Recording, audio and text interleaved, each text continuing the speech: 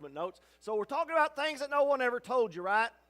Now, you remember when we started talking about this, I told you that there'll be a lot of things in this series that would not matter actually to your salvation. If we're not 100% right on some of this stuff, it's not going to matter if you go to heaven. It's not going to change where you're going to spend eternity. It's not going to change a lot of that stuff. Some of this stuff is that important. Some of it is not. Some of the stuff we're going to talk about tonight is pretty important. The stuff when we start talking about Abraham and Isaac, that's pretty important stuff. Now, the stuff on Ishmael and Hagar, not quite so. But I want to start out this statement and see if I can spur. How many of you actually read chapter 16 of the book of Genesis? Anybody actually read chapter 16? How many of you flipped over, what was it, chapter 22, 1 through? Yeah, that right there. How many of you read that part? All right, so a lot of you are ready for this discussion tonight. So let's start out with step number 1. Ishmael is not the son of Abraham. True or false? So how many of you would say Ishmael is not the father of Abraham, or the son of Abraham? Raise your hand. For all of you who say those people have lost their mind, don't know how to read their Bible, Ishmael is the firstborn son of Abraham. Raise your hand. We're scared to even answer now. I can't even get people to raise their hand. It's like popcorn. Oh, no, I give up. I'm not even trying. So let me say this. Ishmael is not the son of Abraham because Ishmael is the son of Abram. What's the difference? Same dude, but was he the same dude? Was he the same DNA? Woo! Was he the same DNA genetic code? Yes, he was. Was he the same guy? No, he was not. I will tell you this. If God changes your name, he changes your future. If God comes on the scene and you are Jacob, and when he leaves the scene, you are no longer Jacob but Israel, he just changed your forever. Who you were is not who you have always been. Who you will be is not who you was. That's right, you just got reborn. And so when I look at Ishmael is the son of Abram and not the son of Abraham, some of you might say it's just schematics. The guy had this, they had the same DNA. Abraham, same guy in the physical, but were they the same man? And the answer is absolutely not. I'm going to tell you that Abram was a different kind of father to Ishmael than Abraham was a father to Isaac. He was a different kind of daddy to this son than this daddy was to this son. And we're going to actually kind of look at the Abraham-Isaac situation versus the Abram-Ishmael situation. How he treated one son, how he treated the other son, and why there is a difference between the two of them. So that's some of the stuff we're going to look at tonight. But before I do, I want to tell you a story about a guy I ran across. You know, as pastors, we run across people all the time that are in different walks of life. And so I want to tell you, I kind of jotted this down so I could kind of remember it. But I ran into this guy, and life was a burden for this guy. He had to move around a lot. Basically, what he had was what he could carry on his back. He felt like God had told him to pack everything he had and go over here, and he was going to prosper. When he gets over there, he nearly starved to death. Things didn't go like he thought it was supposed to. So then he feels like God's telling him to go over here, and he picks up and moves everything he had over there. While he does that, his wife of many years, when they get to the second town that he feels like God had called him to, picks up, runs off with another guy. And so while that's happening, he chases her down, hunts her down, gets her back, brings her back home. In the process of that, he has a nephew that he's trying to raise. The nephew runs off, steals half of everything the guy had.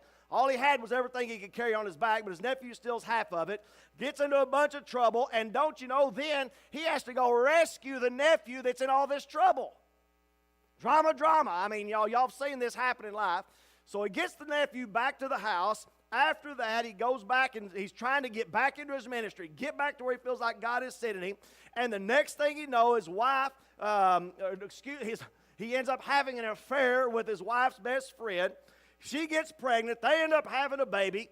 Then he decides, I know what I need to do. I need to get deeper into ministry. While he's trying to get deeper into ministry, he finds out this nephew that he's rescued gets over into the homosexual agenda, buries himself into the homosexual agenda. He does everything he can to try to get that boy out of that process. In the meantime, his wife runs off on him again. He has to chase her down, get her back, bring him back. Finally, him and his wife have their own kid. Then the kid nearly dies. I just told you the story of Abraham in modern day vernacular.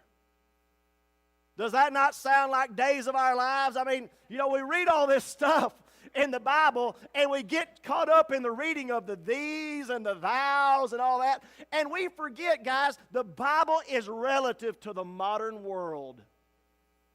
When I read Abraham's story to you in the modern, if I use modern language and I was to, you know, really kind of put it in modern perspective, you might think I'm talking to the guy across the street from your house. Because you've watched this same thing happen. Wife left, wife came back, baby mama gets in the picture, then there's a baby, and that causes all kinds of trouble in the family. Then wife runs off again, then he brings wife back, and other extended family moves in and tries to live with them, but that don't work, and it costs. I mean, do y'all not see this every day? You work with people that are going through it every day. Some of your families have been through it. And so I like to tell the story of Abraham from that point of view to let people know, listen, just because the story has a bunch of these and thous in it, and just because it's in the book of Genesis doesn't mean it's not relative to how we are in today, 2017. The Word of God is relative to the rules, the laws, the precedents that were set in the book of Genesis are the same precedents that need to be established in our lives right now, 2017. They're not old, they're not outdated, they're forever and eternal. And if they work back then, they'll work right now. So, how many of you have ever thought about Abraham in that context? No, but did I tell his story? Yes, I did. Pretty close. So anyway, I just want to throw that out there to you and let you think about that part of it. I want to, and I know this is going to be just a little bit off topic, just half a second, but how many of you know 12? How many children, 12, how many tribes of Israel are there wrapped around this? Isaac had Jacob had 12 sons, which are Israel, right? Ishmael had, and so I chased down the name Ishmael. And I wrote them out in chronological order. And then I went and tracked down and wrote out beside each of those names what each of those names meant. And it tells the story. So then I thought, I wonder if the sons of Jacob, the 12 tribes of Israel, if I were to write them out in chronological order, chase down what those words meant, write out the definition of what those words mean, will they tell me a story? And what I found was the story of your redemption in Christ. In both of those. So I want to read that to you tonight. Okay? So I'm not going to actually read you the names of Ishmael's sons because I wouldn't even pronounce them right in the first place. Yes. No, the first lineage points to the covenant between God. Yes. Isaac's lineage. Yeah, the dash. Now, those of you who read, whenever Ishmael and Bush out in the wilderness, whose cry was heard? Ishmael's cry was heard. Not Hagar, just a second. Ishmael's name means God did. All right? So then, if you going through the names of his sons in order, you come up with a story like this. God will hear, sends a covenant that would bring fruitfulness. But in the darkness and mourning of Ishmael's heart, he could not go forward. So he fell into the chastening and the disciplines of God to bring him back to be the fragrance that he was designed to be.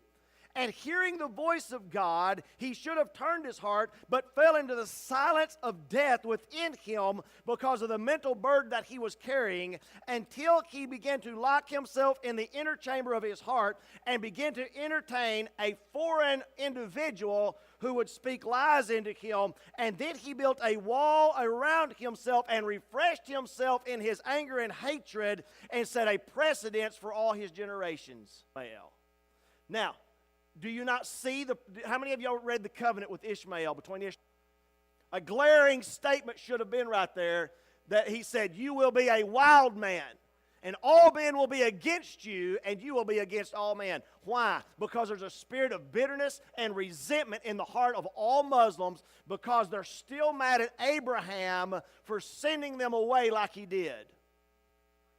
To this day, they fight over Jerusalem not because they don't want the Jews on the land, but they fight with the Jews on the land specifically because the Jews say he was our daddy and Ishmael says he's my daddy, and there's a battle between them for the inheritance of the land for the rightful son. The firstborn of the flesh versus the firstborn of promise. The hatred that's instilled there is not because they just can't live on the same property. The hatefulness that is there is because Ishmael bore a burden of rejection by his father. And it set a precedent for the generations of his life. Now, let me read you the story of Isaac through Jacob. Jacob means will rule as God. So, starting with the firstborn son, Reuben, the story would go like this. I will rule as God.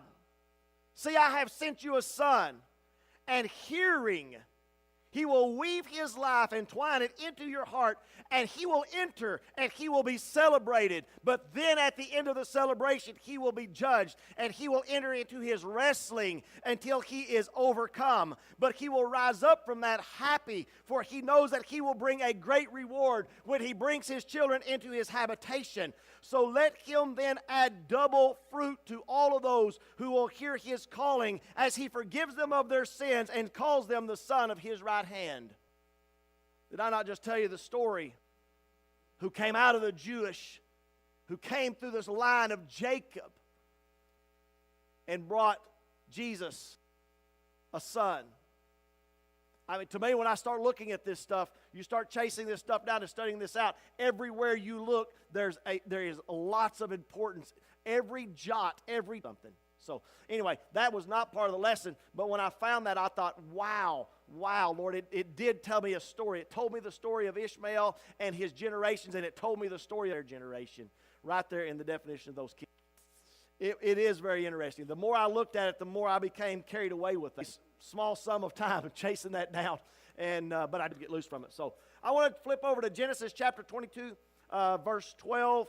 I forgot to tell you, Melissa, that I was going to start just in it there at the back of Genesis of last week. So to that's okay. Genesis chapter 2, verse 12. We find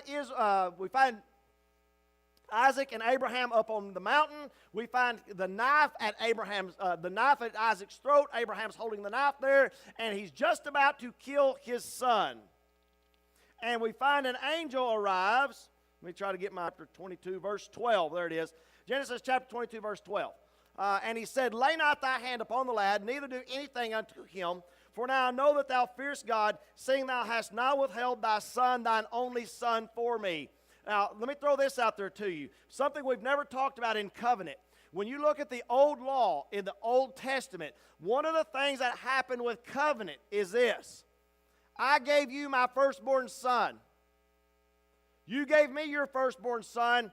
I raised your son in my house as mine. You raised my son in your house as yours. That was a tying of the covenant. What was the request from God to Abraham?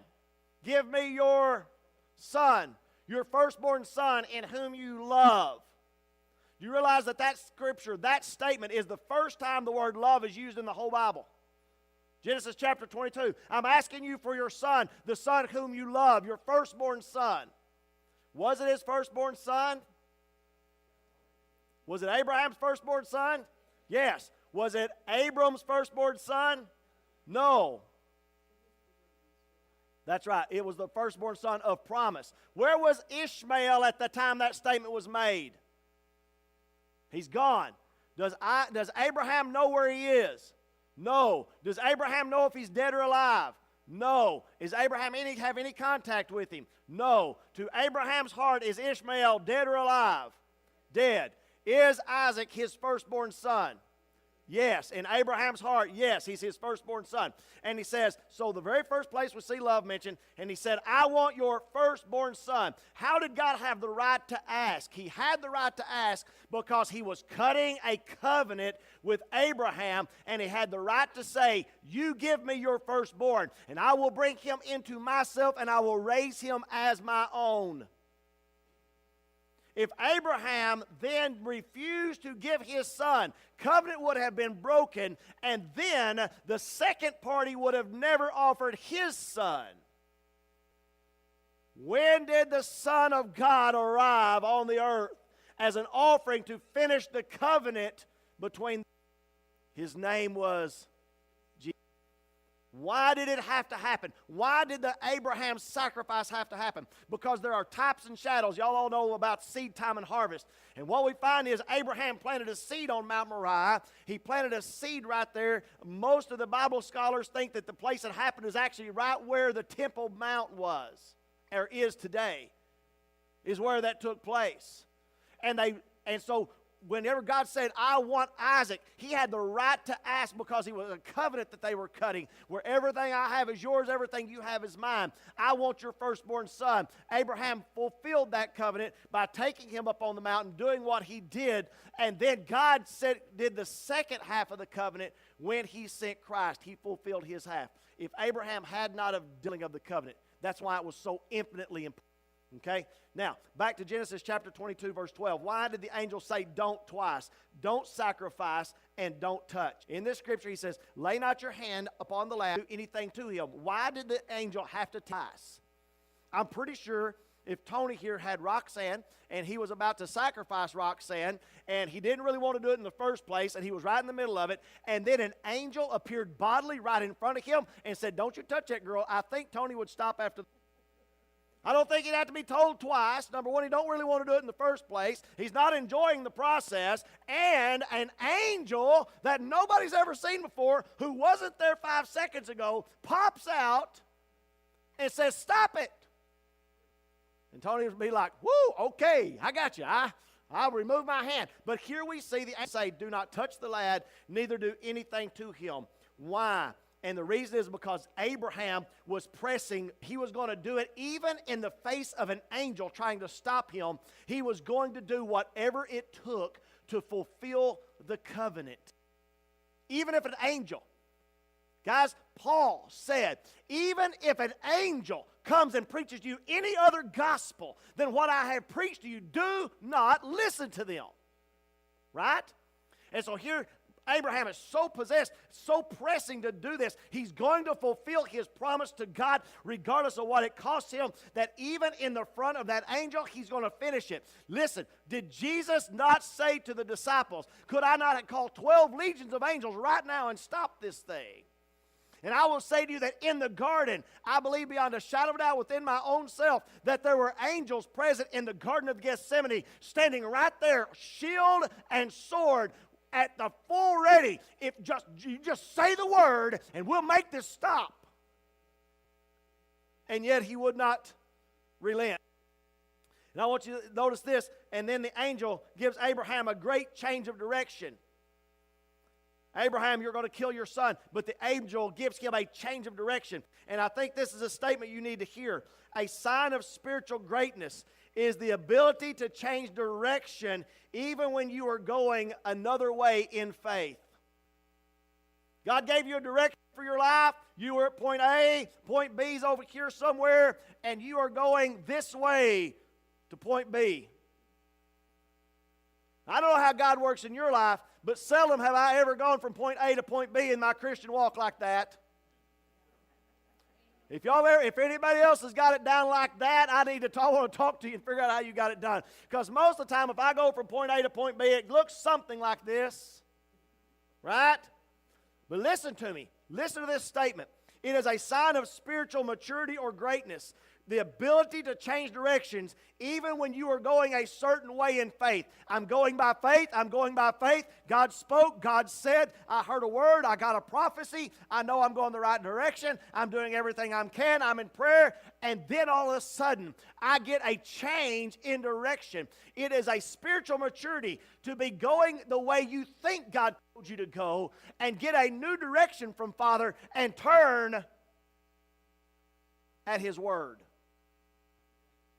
Yes, but oftentimes what happens in people's spiritual life, they get a word and they begin to follow that word, and they're going to follow that word to its completion regardless of how it goes, where it goes. Look what would have happened if Abraham had not had the spiritual maturity to see the ram and turn in that direction. What would have been the end result? And the true will of God would not have been fulfilled.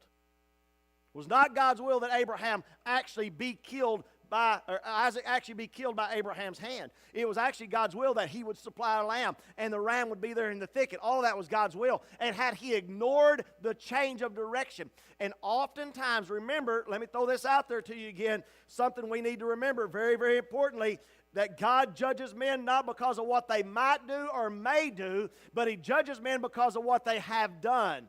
And there may be a direction that comes into your life where God has given you a direction and it's going something like this because He was going to see what you would do, not what you might do.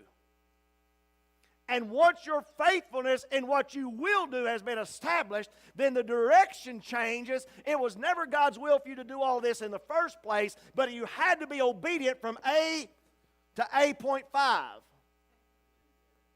So that then He could turn you to B. Y'all are all looking at me like I'm preaching heresy tonight.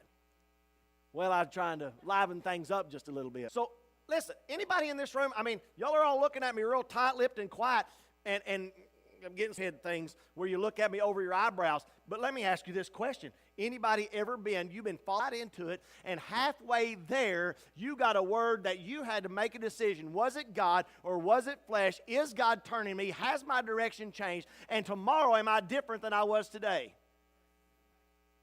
Anybody ever been there? And I'm going to tell you, it is a sign of spiritual maturity to be able to hear the voice. Sometimes our want to gets in the way of our should. And sometimes our fear gets in the way of our shoulds. That's exactly right. The flesh kind of got in the way right there. Yeah. Listen, there's two dangers that often come up when people say they've heard the voice of God. Number one is forgetting that pastor and lack humility. I've heard the voice of God. I know it was the voice of God, and I'm going to go headlong into it. I'm not listening to nobody else. I'm not looking at nothing else. I know I heard the voice of God, and in their pride run straight headlong, full bore, straight ahead because they lack humility. God's never going to change His voice. He's never going to change His mind. He told me to do this, and I'm going to do this forever. That's one danger. Second danger is this. Being humble to the extreme, which makes me frozen in place. Humble to the extreme, and that makes me frozen in place because I have no confidence. So, listen, here I am makes it right. He said, here I am. When Isaac spoke, he said, here I am. Recognition of the mastery of God and able to hear when I'm called out to and respond. Not, no, God, that's something different than you told me before. Not, no, God, that's not the way I've always done it. Not, no, God, that's not the way I want to go. Not, no, God, I'm humbling myself to this old call because I'm humbling myself to this, and I'm always just... It's happened to me, guys, more than once. And he wound up back in B, but he followed this path. Whatever path, though that fish decided to swim was there. Yep. All right, so let's go now to Hagar and Ishmael. Let's answer some questions on Hagar and Ishmael. And I want you to first off note, let's see, Proverbs 18:14. You got that one for me? The spirit of a man will sustain him, but a wounded spirit can bear. And I want you to note a lack of with with Isaac and Abraham. There's a lot of interaction there. They're walking together. They're talking going up the mountain. You see there's a thing going on here. But when we find Hagar and Ishmael, we notice that there's a lot of lack of interaction. And the question is, why? Why was there a lack of interaction? And I want you to notice that she was cast out. It says that Abraham cast her out. And there's a problem with cast out there. If you go back and you look at it, Sarah said to Abraham, I want you to divorce this woman because I will not share my house with her and that boy, with us and the son of promise. And that boy is never going to share in the inheritance with our son. So I want you to divorce her.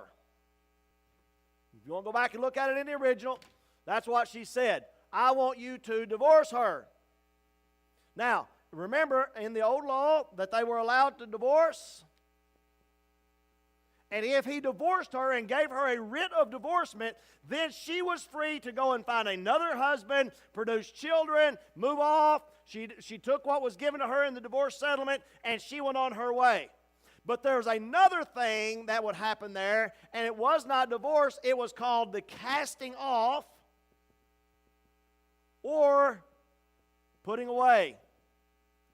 And what would happen is these men, instead of divorcing these women, would just run them off, cast them off, not give them a divorcement, and they were no longer, under the divorce, they were free from the law of marriage. They could go get married, they could go produce children, they could make another home somewhere, but if they were cast off, they were not allowed to remarry. They were still married to the man that they had been married to. They were just destitute. They didn't live under his home. They did not live under his protection. He did not feed them. He did not clothe them. He did not come into them. He did not recognize her children any longer. He just cast her away. Sarah says, divorce her and send her out. Abraham did something entirely different. He cast her away. He did not divorce her. He cast her away. He sent her out. And she is in a spirit of brokenness. And as she's leaving in that spirit of brokenness, she is now doing the exact same thing to Ishmael that had been done to her. She's been cast off. Abraham said to Isaac, here I am. He said to God, here I am. He said to angel, here I am. He said to Hagar and Ishmael, I'm not here. I'm not here. And what happens is now, as a mother with going back to this verse, a wounded spirit who can bear. We find Hagar with a wounded spirit going out into the wilderness. She's in a place of mourning. And when she should have been standing up beside Ishmael and saying, Ishmael, regardless of what happens, here I am your mother. We find her doing exactly opposite. She throws him down under a bush and leaves. Why? It's not because she's mad at him. It's not because she hates him. It is because she is doing to her what has been done to her. Or excuse me, she's doing to him what has been done to her. How many people do we run across, especially in church settings? They've been wounded, they've been broken, their hearts have been crushed, they've been rejected, they've been orphaned in the spirit or in the physical or whatever, and the next thing you know, they will swear to you as children, as they're coming out of their situation, I will never act like I was treated. And in the next generation, they act exactly like they were treated. They had a broken spirit, they react in a broken spirit. They were rejected, then they reject. They were abused, now they are the abuser. Do we not see that over and over and over? And here we see it with Ishmael and with Hagar. Verse 15, it says, she casts, which is rough, him under the branches, not mean, but in broken-hearted despair. Now remember, how old is Ishmael here? He's about 13. Remember, he's not a baby. She wasn't carrying him like this. They were walking along. And she cast him. He's getting food. And she pushes him down under this bush. And leaves him laying there. Then she moves herself afar off. That question is, she did not want to see his death. She moved opposite him. There's no conversation. She does not talk to him. She only speaks to herself, and she just says, Lord, let me not see the death of my child. Back to Abraham and Isaac. Abraham and Isaac look like this. I will never leave you. I will never forsake you. I'll walk with you hand in hand up the side of the mountain. I will be right here with you. If you die, I will be standing right here beside you. But we see exactly the Ishmael and Hagar. Hagar casts him down, moves herself away. Why? It's because she has a broken spirit, and she does not have enough strength within herself to move forward.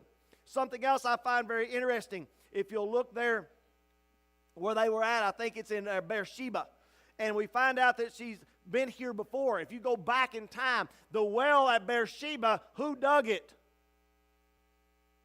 Abraham dug the well at Beersheba. Where is she when she throws him down? At Beersheba. Had she been there before? You bet. Had she drawn water out of that well before? You bet. But she's in such despair, she doesn't even realize where she's at, and she can't even see the well of water that's right there in front of her. She'd been wandering in that wilderness. What's happened there? She has fallen so far into... We learn a lot right here. And yet they've come upon it again. Cannot, by faith, they've dropped the bucket in it. They've pulled it up. They've even even pulled the waters of life out of the well of Beersheba. In that same camp, she had been to this well before. She knew there was life there. But yet when she fell into such despair because she was of a broken heart that she could not find faith.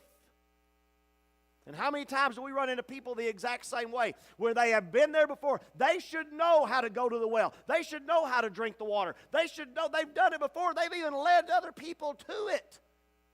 And we look at them and we're thinking, why are you dying of thirst laying right there? You're within eyesight of the well, and your children are laying there dying. What are you doing? And the answer is this, way off, as if it were a bow shot, for she said, let me not see the death of the child against him, and lifted up her voice and wept.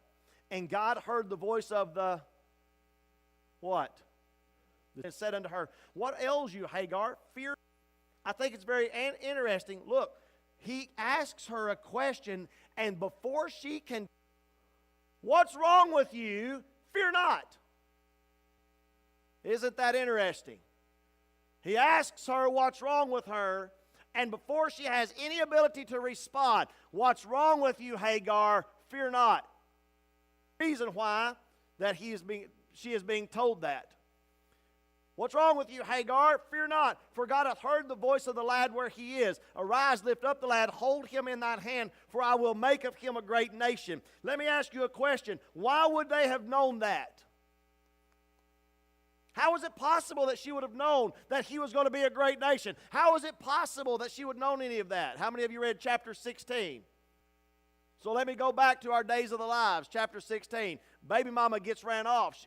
She gets mad because she finds out she's pregnant, and the wife gets all ill about the deal and starts throwing a fit. So baby mama runs off. She's with child, and she gets out there. I'm telling this in modern day vernacular, right? And so she gets out there in the woods all by herself, and God shows up and says to her, you carry a seed of a man that I have covenant with. And I make him a promise that his children would prosper and they would multiply. So there's going to be a man-child inside of you, and he will prosper and he will be multiplied. And he'll be a wild man, and all men will be against him, and everyone will hate him. Have y'all seen that? Y'all did read Genesis chapter 16. Is it not the definition of the Muslim nations and the Muslim people that we see today? You can see it right there in that. But the question is, now, jump from Genesis chapter 16 back over to where we are right this minute. The angel shows up, and there's Hagar over under this bush weeping about her son dying, and there's Ishmael right over there about a bow shot away, 13 years old, dying of thirst, probably passed out maybe from the heat or whatever, however you want to picture it in your mind. And the angel says, what's wrong with you? Fear not. Why did the angel have the right to say that? What chapter are we in? 21. What happened in 16? Got the covenant. I wonder, opinion. I think that she had heard from God, and I believe she had recounted a child, and while the mother was in despair with a heart under a bush crying, don't let him die, I believe Ishmael was over there under that other bush saying, God, you promised me this was going to be my calling, and this was going to be my election, and you said I was going to live and not die, and you said I was going to father nations, and you said I was going to do these things. Where are you, God? And I believe because of Ishmael quoted the word of God back to God with faith in God, God heard the cry of Ishmael and showed up at Hagar and shook her and said, what's wrong with you? Fear not. And the two statements should have an asterisk between them that says, see chapter 16. I believe that. Now, I keep trying to equate that to where we live today. I think oftentimes the angel needs to stand beside us in the middle of the night right by our bed when we're weeping and crying, God, don't let it die, don't let it die, don't let it die, and needs to say, fear not. What's wrong with you? Fear not. With an asterisk that points to a place in your life where you knew God, saw God, got a promise from God, received a covenant from God, found a word from God in His Word, stood on it for a while, and now you gave up on it and you're laying under a bush weeping and crying. And the angel needs to show up and say, what's wrong with you? Fear not. See the little asterisk. Go back to chapter 16. So I think sometimes that angel needs to show. Now, let's go back to Abraham. I want to say that Abraham also wanted to say, let me not see the death of my child, but I will not run away. Hagar said, don't let me see the death of my child, and ran away. I believe on the way up that mountain, Moriah, Abraham would have said, I don't want to see the death of my child, but I will. Because as a pastor, so many times, we watch people's lives falling into train wrecks, and it's in slow motion, and as a pastor, you're jumping up and down screaming, get off the train! Get off the train! And the train just runs right off the bluff. And they felt so low, and God did not hear a destiny. Hagar, Abraham counted Isaac dead from the beginning, yet did not openly mourn. Why? Up all the way through. Abraham in Abraham's camp. And yet in that, he would not mourn that death because he had faith to believe. Hagar mourned a death that hadn't even happened yet because she had no faith. He was not distracted by a future too terrible to contemplate. His faith left tomorrow in God's hands, and he would not be distracted from the today because of what might happen tomorrow. Hagar was so distracted by what was going on today. Abraham sends her away with it. It was big enough to go actually get Lot and his family and fight a war. He wasn't poor. His firstborn son, 13 years old, he gives him bread and water and not even enough of that to survive, and puts his foot in his back and kicks him out.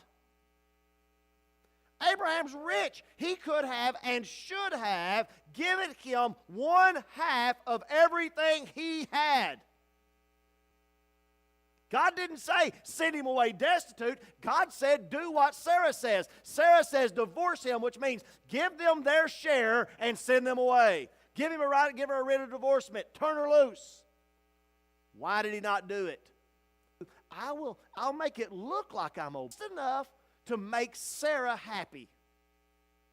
I'll get mama off my back. I'll send them out. I'll stand here like this for 24 to 48 hours. I'm going to see Ishmael coming. And when he comes back, I can say, but God, I did what you said. I did what you told me. My way, my thinking. I'm going to manipulate it and get what I want. I want Ishmael home. He's my son.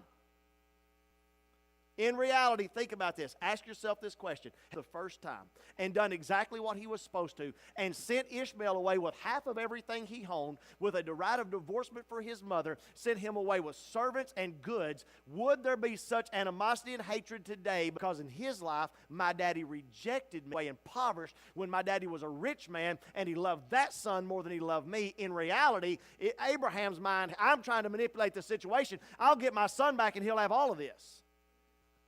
That is my opinion. But so anyway, any other comments or questions on the great healer? Man, God bless you guys.